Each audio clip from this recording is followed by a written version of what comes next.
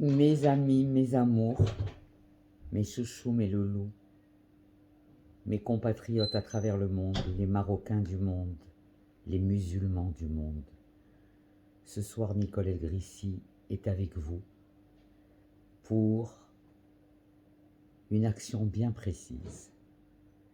Nous cultiver ensemble sur de la culture générale, sur de la gastronomie, sur de l'histoire, sur de la géographie, sur les principes coraniques, sur tout ce qui peut unir les êtres humains entre eux.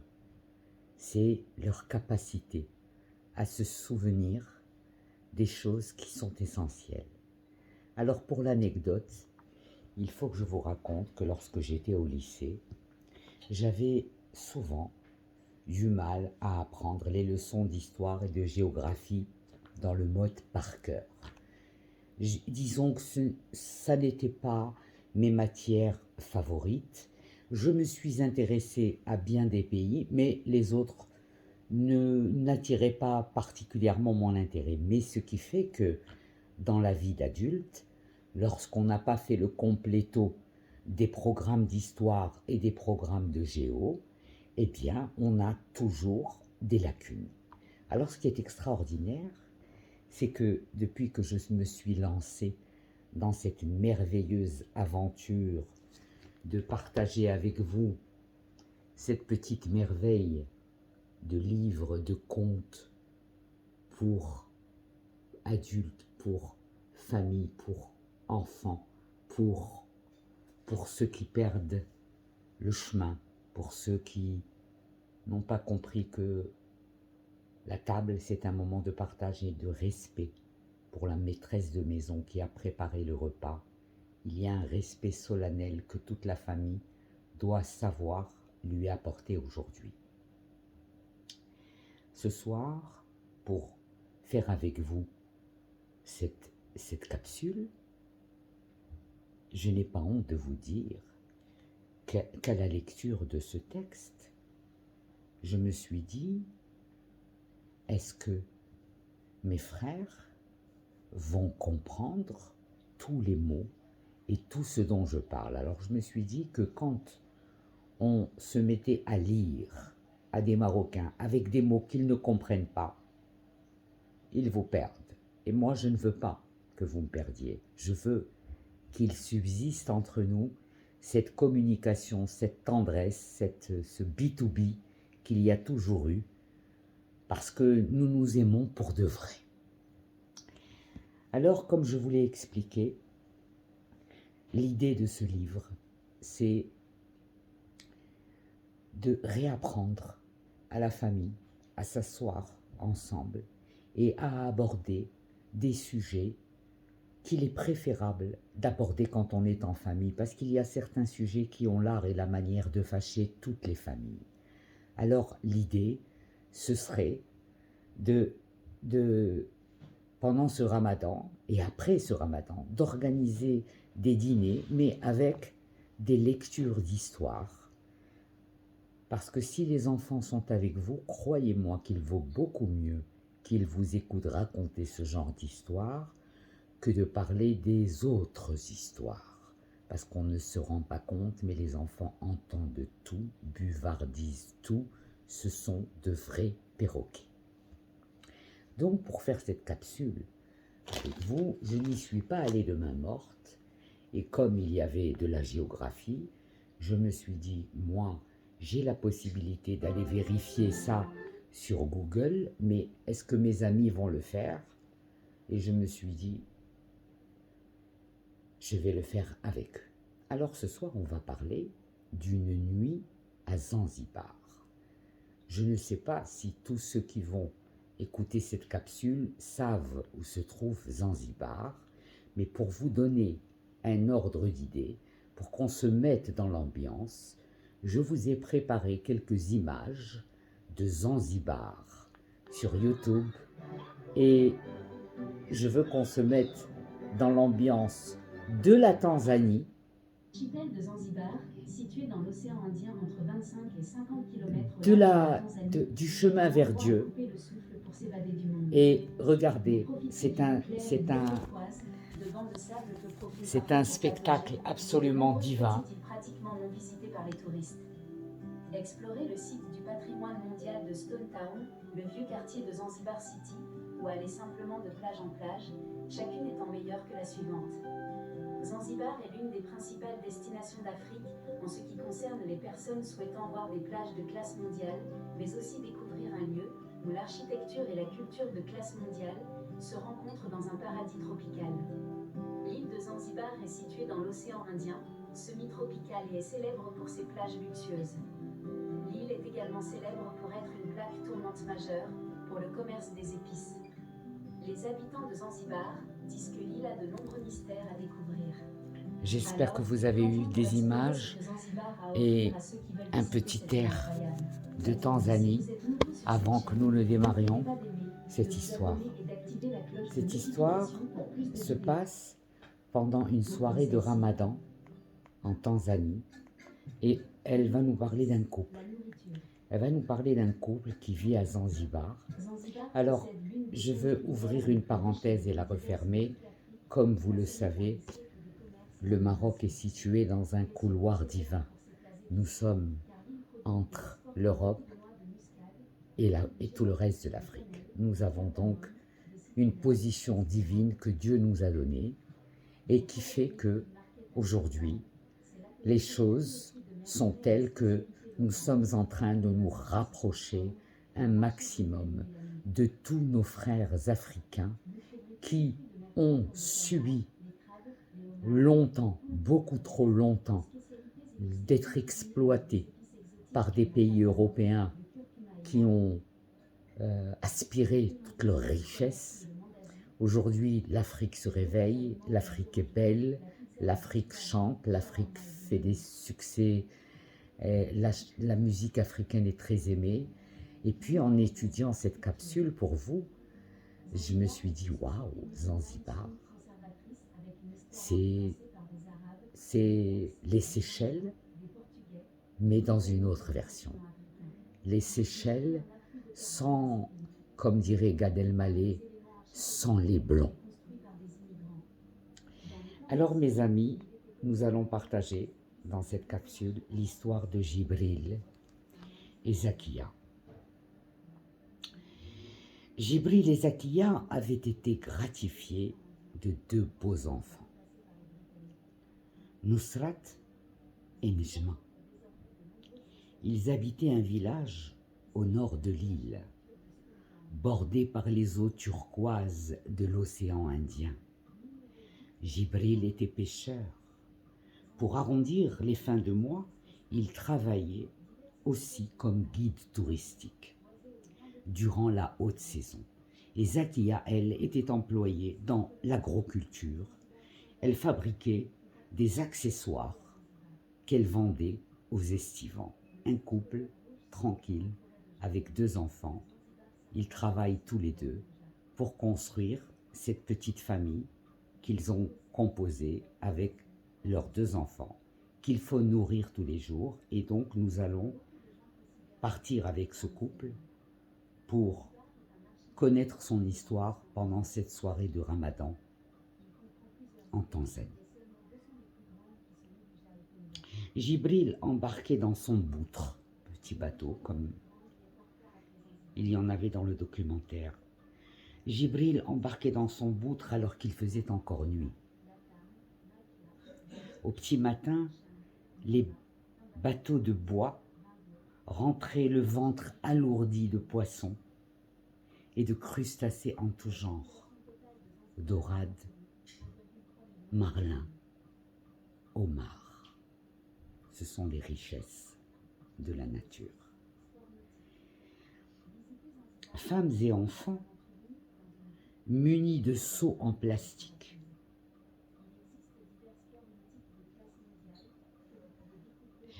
s'immergeaient alors dans les eaux cristallines pour récupérer les fruits frais de cette virée en haute mer. C'était le moment de la journée que Nejma préférait. Vous voyez, ça c'est une autre définition du bonheur. Nejma est heureuse à Zanzibar à un certain moment de la journée et je suis sûr qu'elle surkiffe ce moment.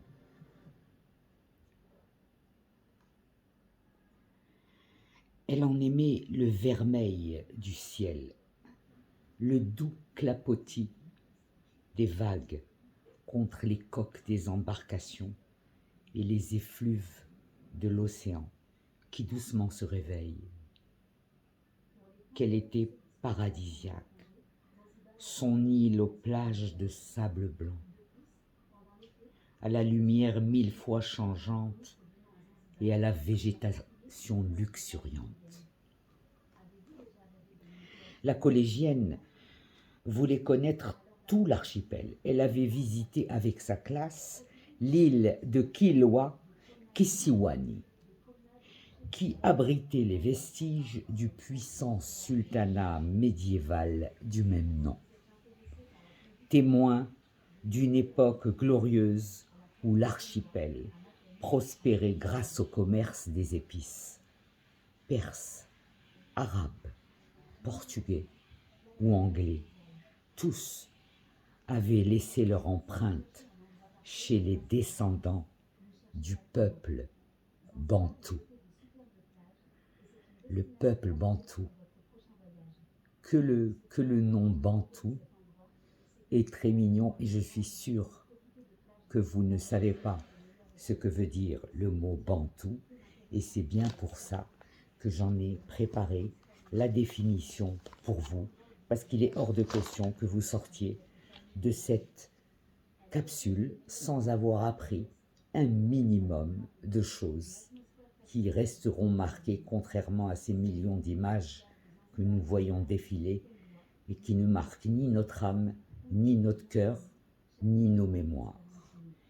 Alors, les langues, le peuple bantou parle toutes les langues bantoues qui existent sur le continent africain. Ce sont des langues bantoues. هذيك الهضرة ديالهم que nous ne comprenons pas. C'est un dialecte bantou. Ils sont répartis du Cameroun aux Comores, les bantous كلهم, et du Soudan à l'Afrique du Sud. Donc on a un peuple très très différent, sûrement d'une gentillesse de légende, comme le sont la majeure partie des Africains. Et là maintenant, nous allons avancer dans la lecture pour savoir où va finir ce couple pendant cette soirée ramadanesque.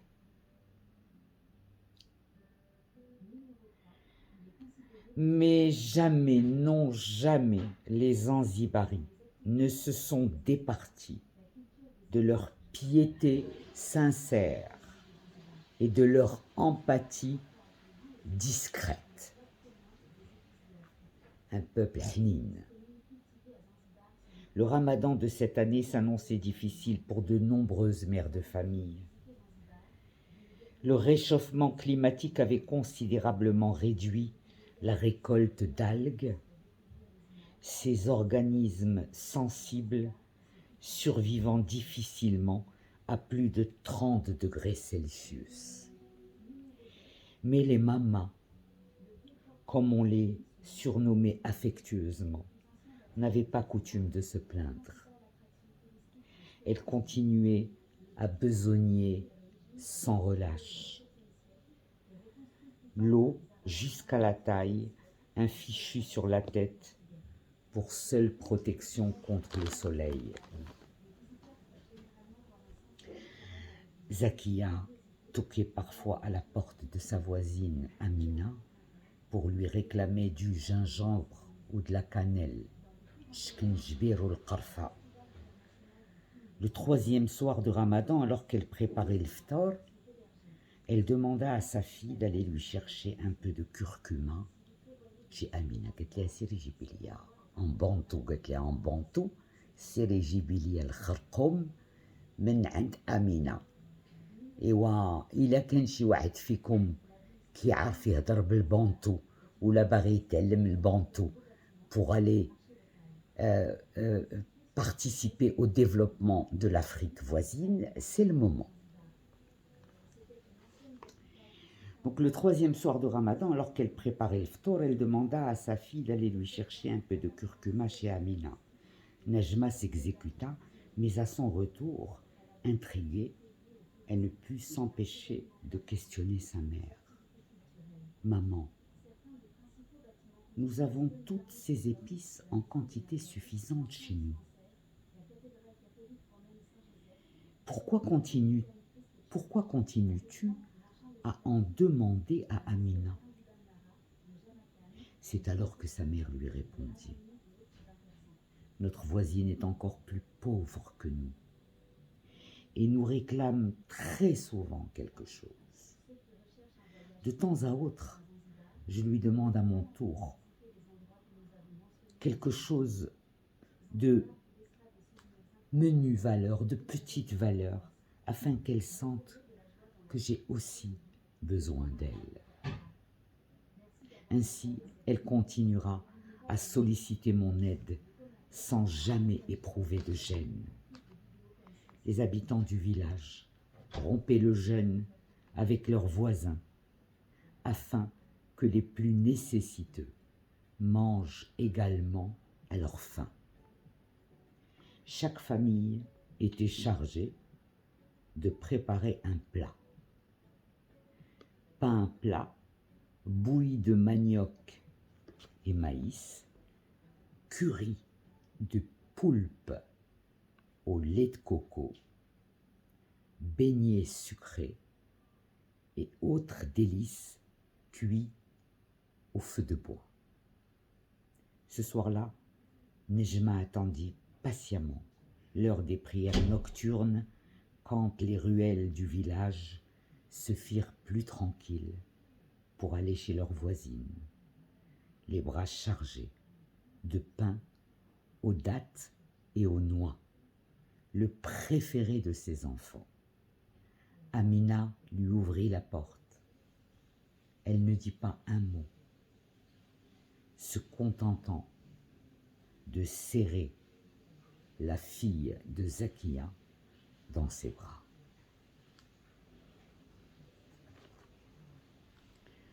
Dans cette histoire, on parle de quelque chose qui se fait extrêmement rare de nos jours.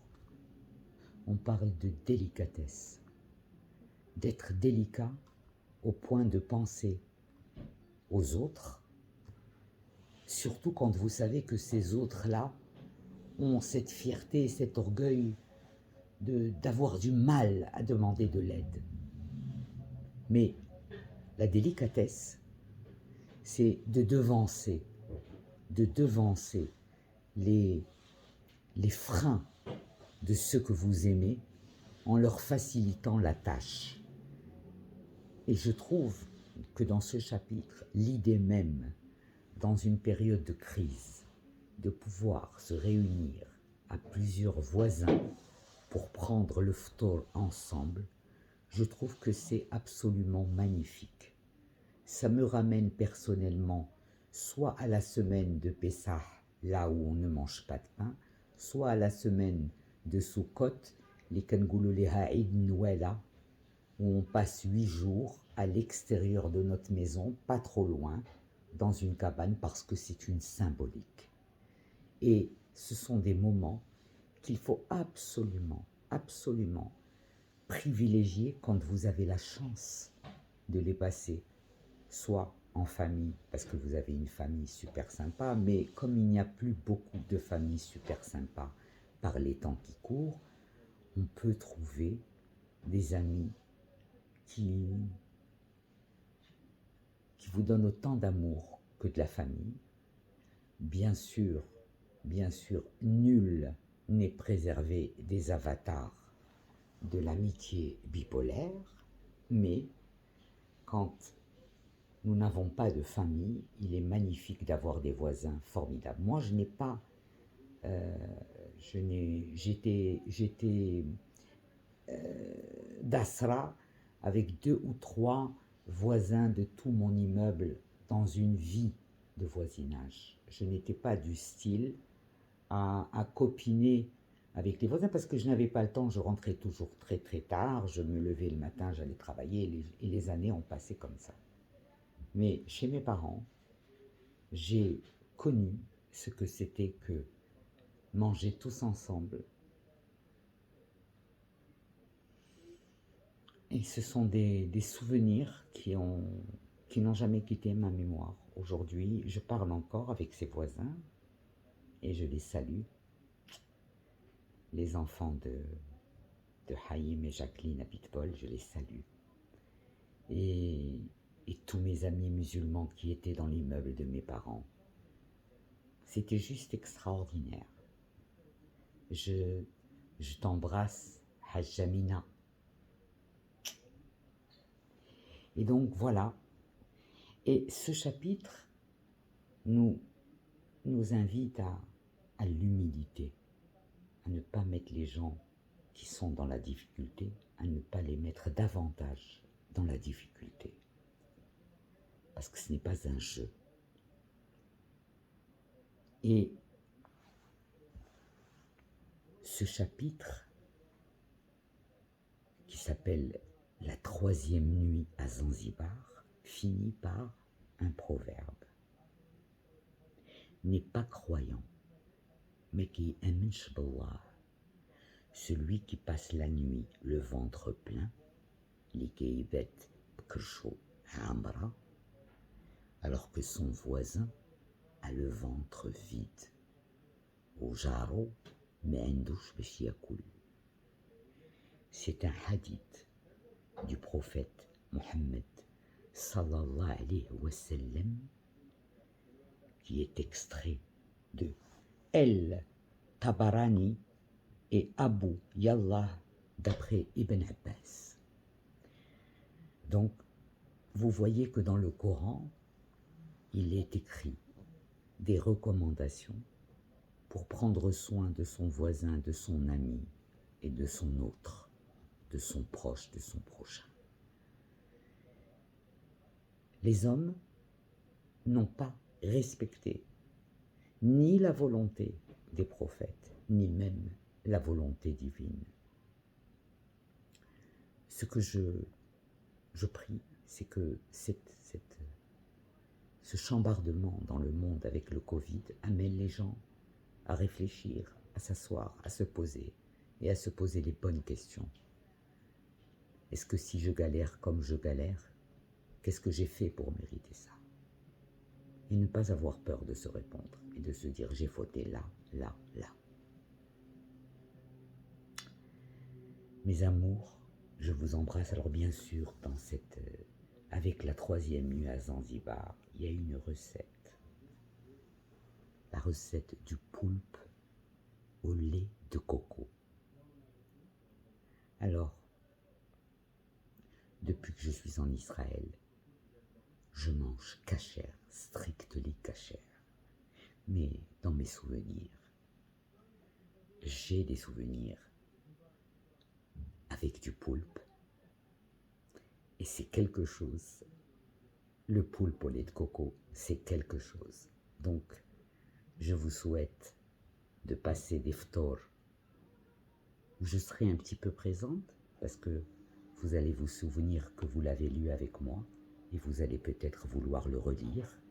Et c'est la chose qui me ferait le plus plaisir, c'est de savoir que vous avez pu porter à votre tour dans une table de ftor la bonne parole pour que les gens se réveillent et se disent « Observons-nous, regardons-nous, sommes-nous encore